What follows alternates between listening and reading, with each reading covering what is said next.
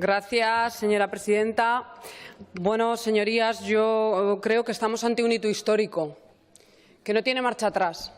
Y creo que esto es bastante más relevante e importante de lo que algunos se pueden pensar. Porque una vez que se apruebe este dictamen, nadie pondrá en cuestión la deuda histórica que España tiene con Aragón.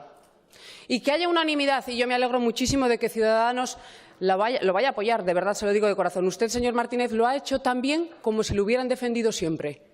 Yo me alegro mucho de que haya venido la unanimidad, porque eso nos da la fuerza a los aragoneses. Ya que somos pocos, si estamos unidos, indudablemente tenemos muchísima más fuerza. Probablemente el momento en el que estamos político de incertidumbre también tiene que ver en el hecho de que hayamos todos, en un ejercicio de responsabilidad, logrado este dictamen de manera unánime. Espero, no se ha sometido a votación, pero hasta ahora está pactado por unanimidad. Otras comunidades autónomas han gozado de la gracia de los gobiernos de España y se les han saldado deudas históricas por diferentes conceptos. Aragón no ha tenido esa suerte. En un momento dado, parcialmente, una parte de unos años de las mermas tributarias. Pero de la deuda histórica realmente no se ha hablado en firme nunca.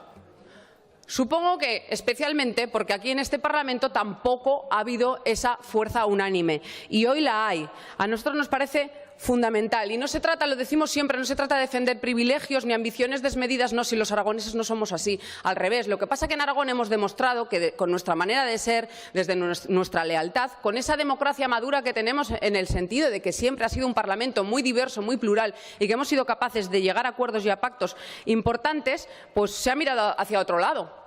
Y nos ha pagado el Estado con el olvido. Y es verdad, decía el señor Briz, que no se trata de una iniciativa aragonesista desde el victimismo. No, no, en absoluto. Creo que hemos sido muy serios en este trabajo, estableciendo una serie de conceptos, en concreto 13 conceptos sobre los que creemos que se tiene que hacer un cálculo. En algunos casos será un cálculo preciso, en otros casos será un cálculo estimado, porque es imposible llegar a una cifra concreta. Pero el hecho de que no pueda llegarse a una cifra concreta no puede suponer en ningún caso que no exista ese concepto por el que España tiene una deuda, o los gobiernos centrales, con los aragoneses.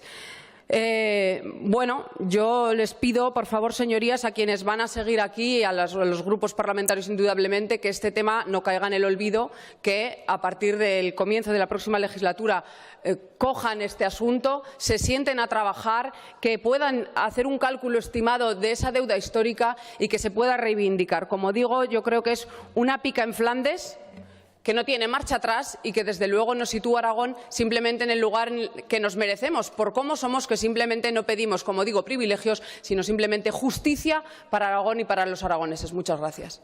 Muchas gracias, señora Herrero.